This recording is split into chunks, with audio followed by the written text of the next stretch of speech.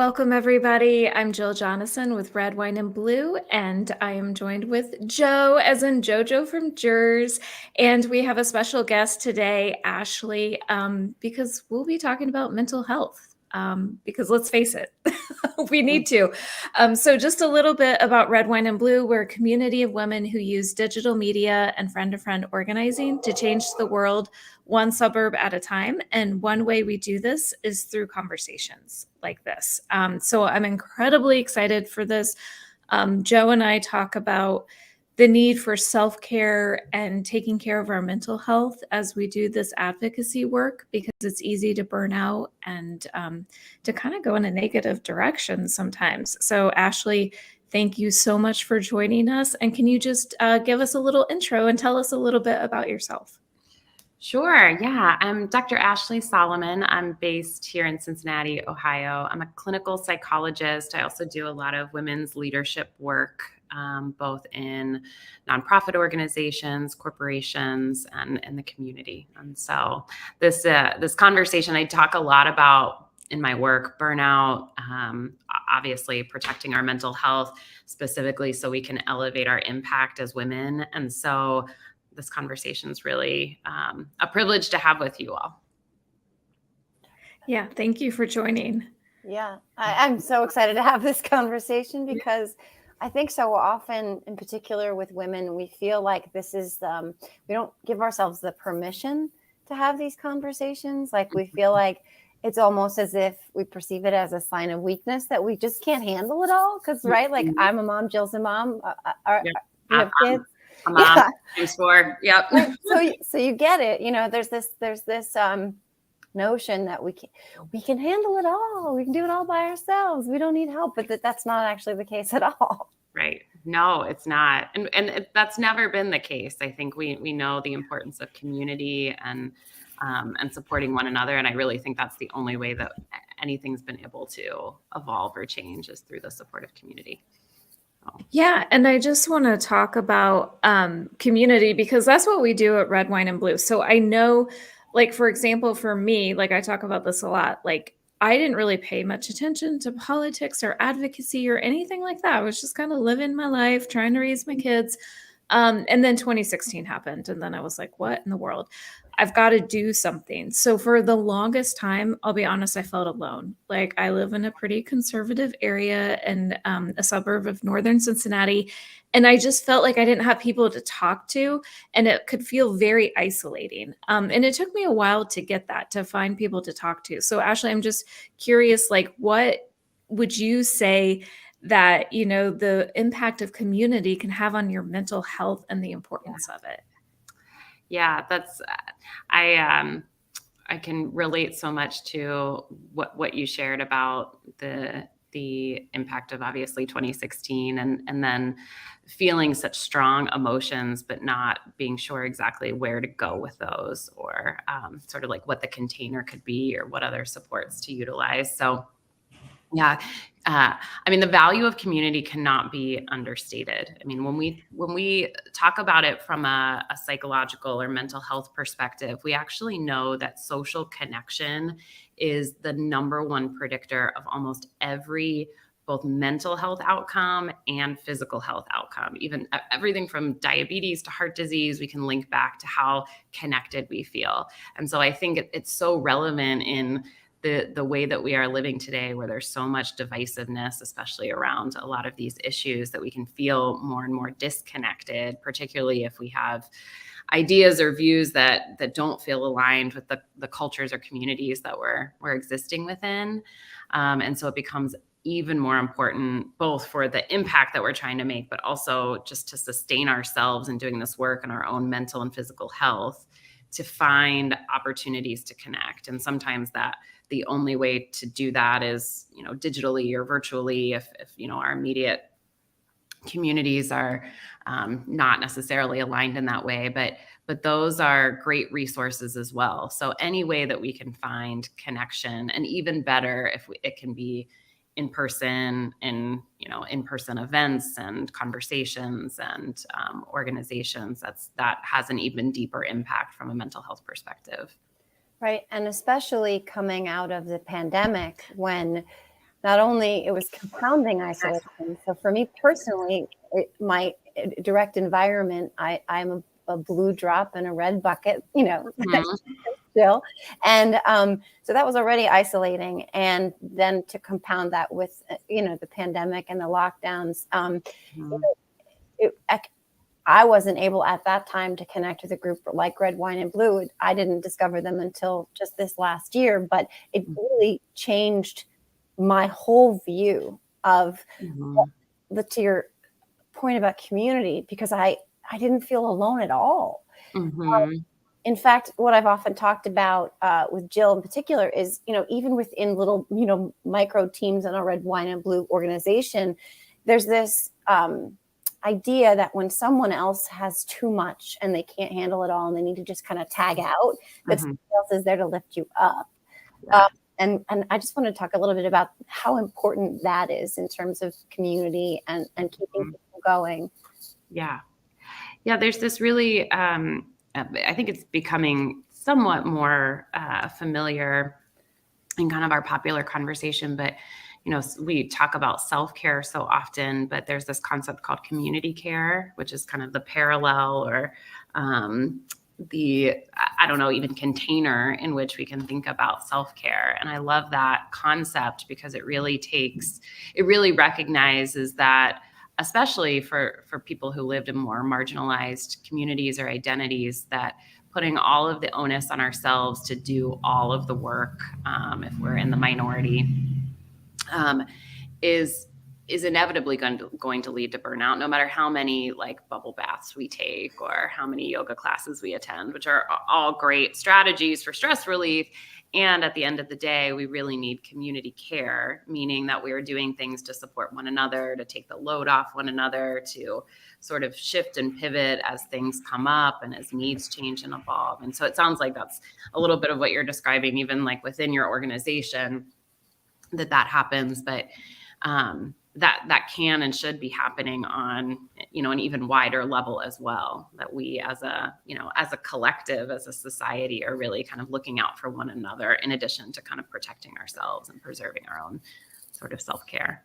Yeah. And I'll say, for me, in the particular school district that we're in and that my kids go to school, I was feeling really disheartened by some of the things happening at a school board level.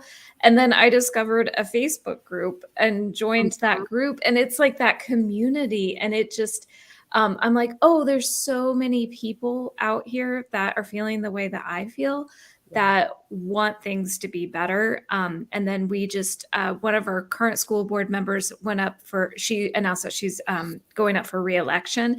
And we had a little party, and just seeing everybody in person, there's something about that. Like Joe, you were saying, it's like, oh, it's not all on me.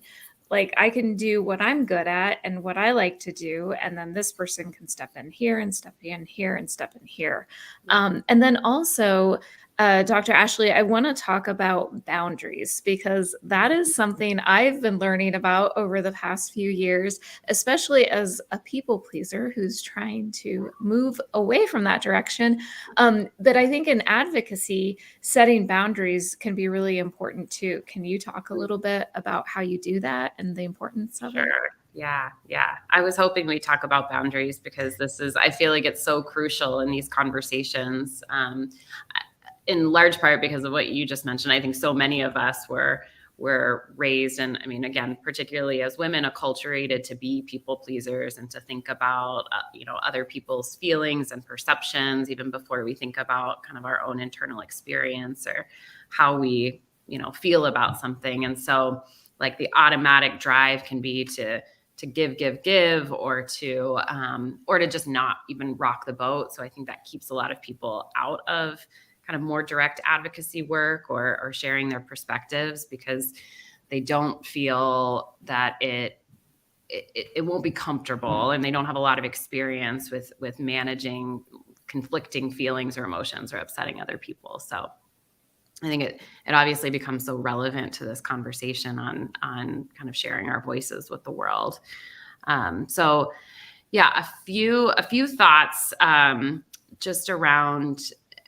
I think one of the things that are kind of current landscape is calling for, and really pulling many of us to do, is to share our own stories and share our perspectives. And so I do think it can be tricky to navigate that line between how much of myself do I sort of put out there? How do I receive or respond when I get negative feedback about that sometimes? So all of that sort of goes into the boundary conversation. I think that I always start with, in terms of thinking about boundaries, with getting really clear on our internal experience, because before we can decide what boundary to set or how to set it with the outside world, we have to know how we think or feel about things. And again, if we have been, raised as a people pleaser, we're first trained to think about what others think and then think about what we feel or perceive. So even just practices around like getting more aware, becoming more attuned to how I actually experience something, like knowing, for example, if I have like an uneasy feeling in my gut, that's telling me something, even if I don't know exactly what it is. And that then may lead to kind of a further understanding of how I feel about something, or whether it's right or wrong, or whether there's something that I need to do about that. It all starts with understanding what's going on internally, and then we translate that externally. So that's one piece. I think then when we're thinking about what we want to share, or how the ways that we might want to put ourselves out there in the world, I think that there are some things that we can do to just make sure, especially if we're at the beginning of that journey, to make sure that we're kind of calibrating our boundaries well, so that we aren't burning ourselves out too quickly, or sort of sharing more than we feel like ready to handle.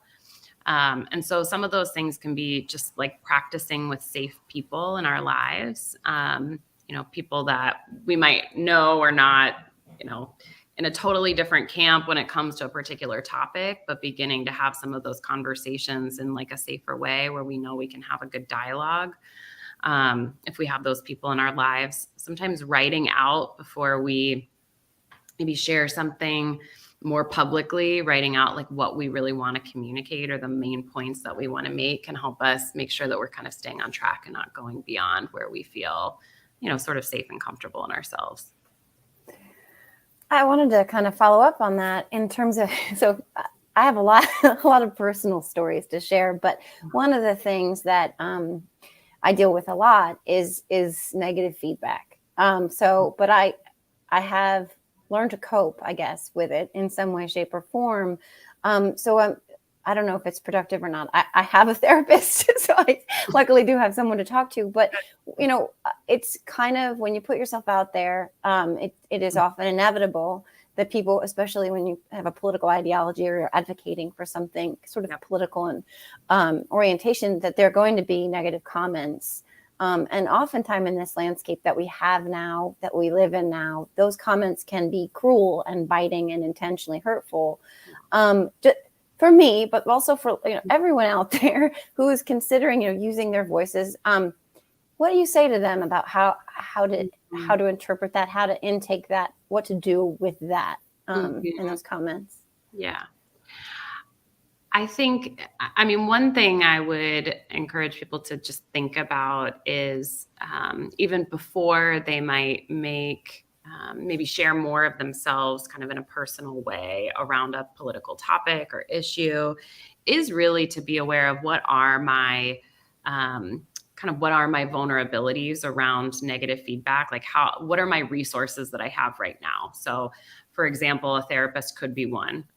It could be that I have supportive people in my life that I know are kind of the true reflections of who I am, or I can go to them to kind of process or talk about any negative feedback that I get.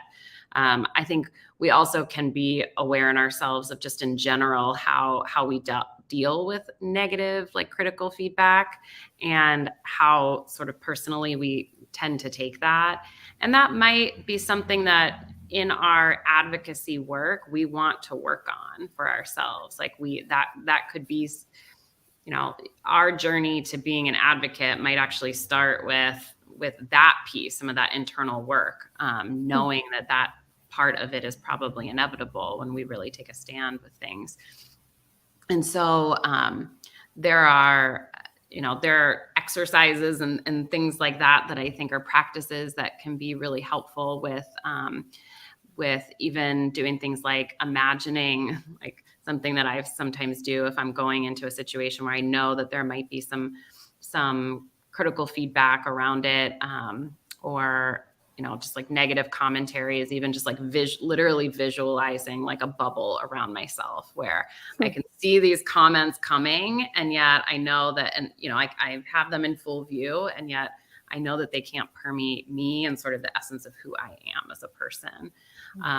So things like that, where there are actual real strategies and practices, can be helpful, especially if you're someone that really like takes things closely to heart.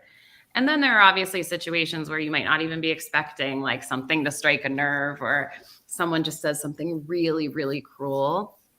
And I think those are the situations where, one, just even recognizing how normal it is to have a reaction, because we're human beings. I mean, we're not robots. We're going to have emotion when people, say cruel things, which just means we're like a feeling, empathic person. But then having, again, those resources to go to say, okay, I really need to talk this out. I really need to just like get it out of my body, so I'm not like holding on to it and living with it, is really important. I love the bubble idea. When my kids were really little, I used to do this thing when they would go to bed at night, where I would put a big imaginary bubble around the house, and they couldn't go to sleep without it. And so it's kind of funny that I've been employing the bubble for the house for all these years, and I need to have my own bubble. I love that. Mm-hmm. Yeah, absolutely. And I want to talk about the importance of rest, because I think a lot of times as women, like I've even talked to, like I was a stay-at-home mom, full-time stay-at-home mom for 8 years. And I've had friends where we used to talk about this when our kids were little, and like maybe we let them watch a show or something, and we're like, okay, now I can lay down and rest. But when our spouse came home, we had to be like, oh, wait, no, I don't want to be caught resting. Like that's some sort of bad thing. And I feel like with this advocacy work, that's one boundary that I have tried to set with my family, saying that this work, I love it, I'm passionate about it, but it can be emotionally draining. So sometimes I'm just going to have to go upstairs and close the door and rest. But I still have a little guilt around that. Can you talk about the importance of rest and how we can move past feeling guilty for needing it? Yes. I feel like this is like the cultural revolution that we're in, is like reclaiming rest. And I think it's one of the most, important things that we're like starting to talk about today. So I'm so glad you brought that up, because it's as crucial to our work as any other part of it, is being able to restore ourselves. And sometimes I even like to frame it in that way. I think rest has kind of gotten a bad name, as if it's like, lazy or like unproductive, but like rest itself is actually like incredibly productive. And just, I get really nerdy about like the science of sleep, and how like we know that like so much growth happens, brain development happens in our sleep, literal like cell development happens, and restoration happens in our sleep. So like even at a biological level, we are like so much is happening at that time. We just aren't conscious for it.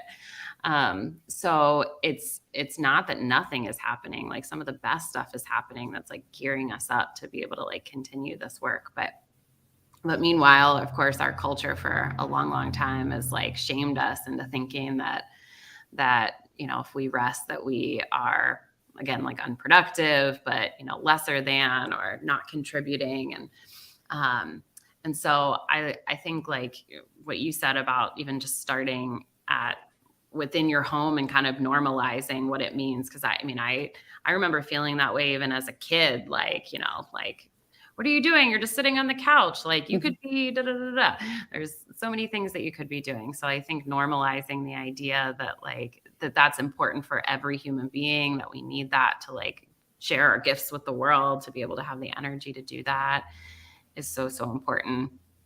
And then to really like practice that in a practical way too, in our jobs and in our work, with like, when we're, again, with the boundaries of, if I'm turning off, I'm actually turning off, and I'm not like checking in and like subtle ways to like what's going on in my work. And I think in in this stuff too, like when we're talking about like political work, or whether that's, paid work or, volunteer, or just, in our communities, it can feel so hard to disconnect, because obviously things are happening all the time. And it can feel like if we step away that, or if we really kind of take a break, that we're not like contributing, because it feels so meaningful. But it becomes even more important, I think, when something's meaningful to us, because it's the meaningful stuff that burns us out. I always think that that's really interesting about burnout, is that we don't get burnout on things that we don't care about. Ironically, because like we don't have that emotional investment in it. It's when we have the emotional investment that rest and recuperation becomes even more important.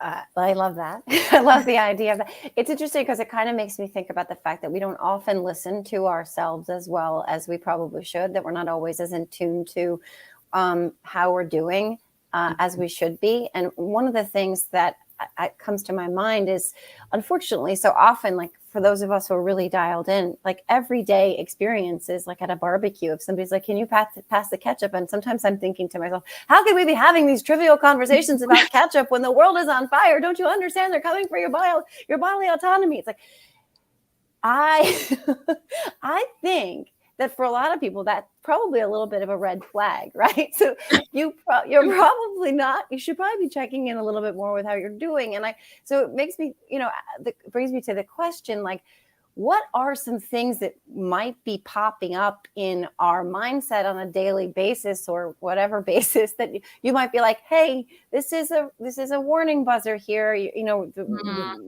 red flags and warning, you're in danger of getting overloaded. So what are the things, the cues that we could be looking for, and then what can we do? Yeah.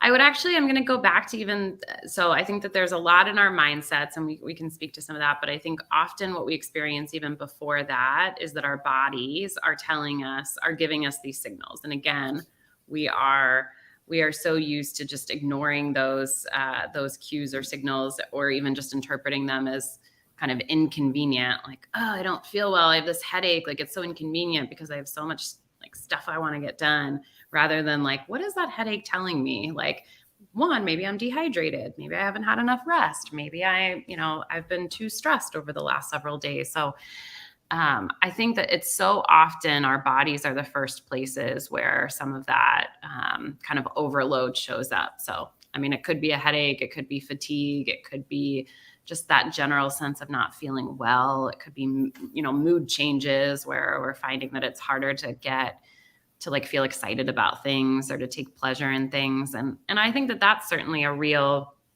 risk with being dialed in, because when we're paying attention, so often it's easy to pay attention to, we actually have what's called a negativity bias in our brains, which means that we're always going to, it's a survival mechanism. So we're always going to pay more attention to the bad news, because that's at the end of the day sort of what's going to keep us safe, if I'm aware of kind of the threats. But meanwhile, there's obviously these like great things happening around us, and small beauties and tiny moments of joy that we could also be paying attention to. So one of the signs that we might not be doing so well is if it feels harder to pay attention to those things too, or to balance that out, or to even just find joy in them. Or also if we're feeling extremely anxious, we feel like we can't fall asleep at night. Those are certainly signs that, that might be time to implement some new strategies, or to kind of take a look at just kind of the overall picture of what's going on with our mental health. And what are some of the strategies that we could implement? I mean, I'm sure it can be personalized to your situation, but what are some general ones that might be helpful? Yeah. I mean, I would reference a couple of things we've touched on, with really, maybe first and foremost, thinking through what are the boundaries that I've set around some of the work that I'm doing, or like the ways that I'm engaging. It might be thinking about what our mindsets are around that. So, and by that, I mean sort of how much responsibility we're taking on for like the outcome of something. I think we all, want to feel like we can affect change and do good work. And as individual people, we also have to recognize our limitations and know when we, need to transition into rest or restoration at the end of the day. So those sorts of things, I think looking at, another strategy might be really taking inventory of like what supports we have, in our lives, whether that's like we've talked about earlier, community or, a group of people that we feel, safe and connected with, like personal supports. Do we feel like we have some loving relationships in our lives that we've cultivated? And then I would say some more general practices are, I talk a lot about, and this comes from, I know a lot of people are familiar with the book called Burnout, and it's the art of breaking the stress cycle. And so thinking about what are like daily practices that we have in our lives. Do we have those practices to help us manage the stress of, just living on this planet in general, the stress of, raising children, et cetera. So, are we doing things like, the common ones, of course, we always think about are like taking a walk or journaling. And the great thing is we don't have to do all of them. Like we hear about all these things and like, oh, how am I going to fit in meditation and yoga and taking walks and, writing in my journal. And honestly, if we can pick one thing and just commit to it as a ritual on a daily basis, even if it's for, 3 minutes, that's shown to have really, really significant effects. Sometimes it matters less what it is and just that we've committed to doing something that we know internally is for ourselves and for our stress relief. And so we can pick it could be coloring, with our kid. Yeah. I also love all of that because it's important to take that time. I like the idea of having a ritual thing like every day, because it can be kind of stressful to try and be like, I need to fit it all in. But I'm wondering also, what's a way we can show up for our friends? If we see that a friend of ours might be looking or feeling a little overwhelmed and they seem like they're reluctant to talk about it, or they haven't brought it to your attention. Like, what are some ways we can make gestures to show up for them? Mm-hmm. Oh, that's such a beautiful question. I love that. And, I'm thinking about, one thing I think often about is that maybe this goes back to the people pleasing conversation, but I think so often when we ask someone like, how are you doing? Or what can I do for you? The answer is fine. Or like, oh, I'm okay. I don't need anything. And so, what I often suggest is like bypassing that. I think we're good. If we're talking about people who are close to us in our lives, like we're good at reading how they're doing. And we might not know the specifics of what's going on, or what their mindset is like, but we know that they're struggling generally or having, or stressed out or whatever. So I would say do something that's a gesture of kindness that takes something off their plate. Like if we can double the dinner that we're making and dropping off a meal or doing something like that, where like we can offer like practical help and support, or offering to babysit, on a night so that they can like just have an evening to themselves. Or even just saying like, I know that you're, instead of, are you okay? Or what's going on? Just like, I can tell that you're not maybe feeling great. And I just want you to know that I'm here and thinking about you, or I'm here if you want to talk. So I'm not even asking for anything from them or waiting for them to tell you that something's wrong. It's just letting them know that like they're seen and, they're cared about. And I think often that's the thing that's most important. And the other side of that is being on the other side of that equation, being the person who is reluctant to ask for help, the person who doesn't want to burden their friends. Often personally, I'd be like, oh, I'm going through this thing. My friends have their own stuff. Like they're so busy. They're so stressed out. This happened to them. I don't want to burden them with my stuff. Mm-hmm. What do you say? What do you say to that? One of the things I think about with that is I think about them being on the flip side, like how good it tends to make me feel when a friend will say like, I'm actually like going through a really, really hard time, or ask me for something and I can show up for them. Like that makes me feel so good.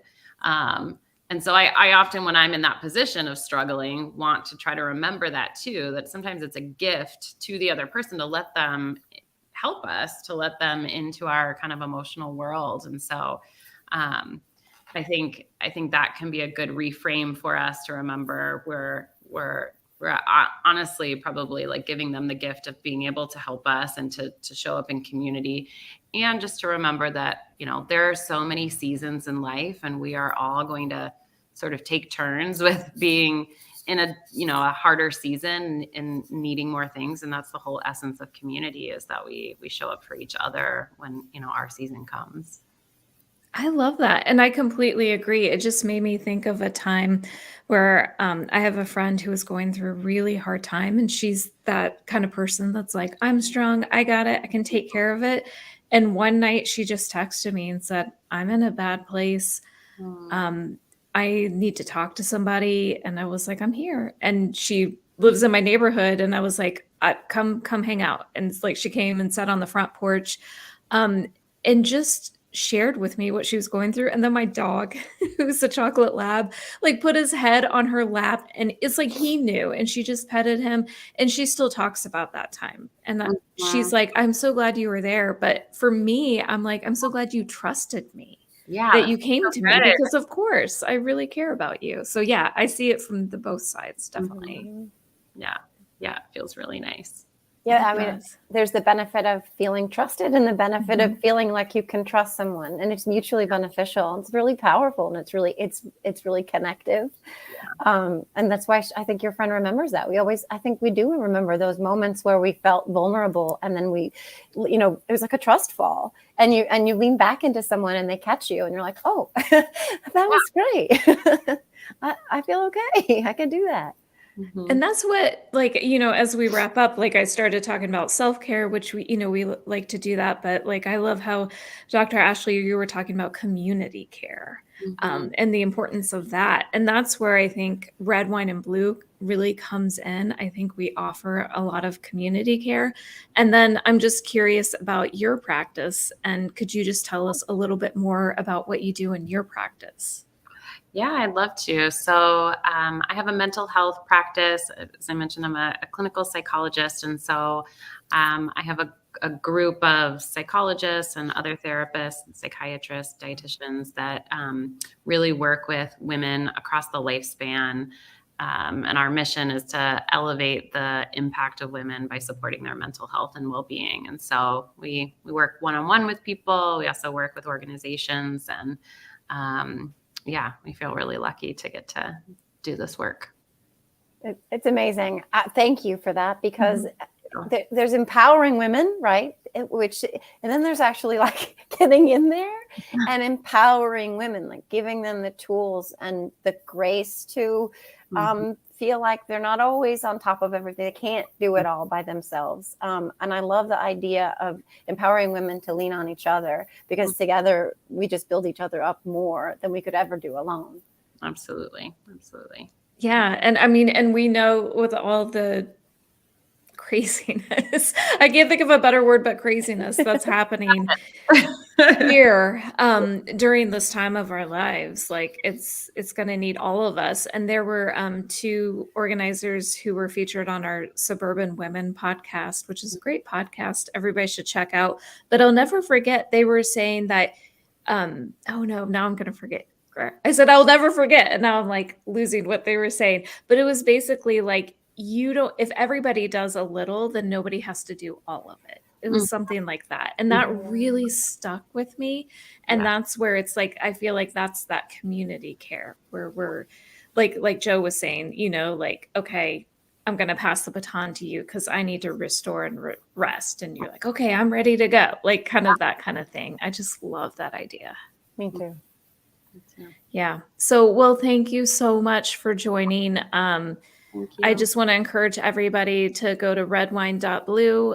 We have all kinds of resources. Joe and I host all kinds of incredible conversations. We have a podcast. We have different Ask Me Anything events in the evenings, and we're just all about opening up that conversation and giving people an on-ramp to get involved. And then I hope we continue this conversation with Dr. Ashley about maintaining your mental health, for sure, because it's so important. Absolutely. Thank you so much for having me here.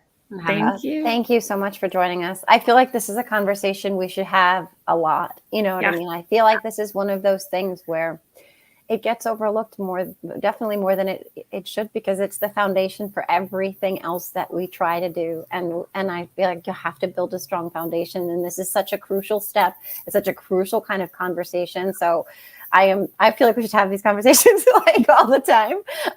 But I can't thank you enough. This has been a wonderful conversation. Thank you. Thank you so much. Bye.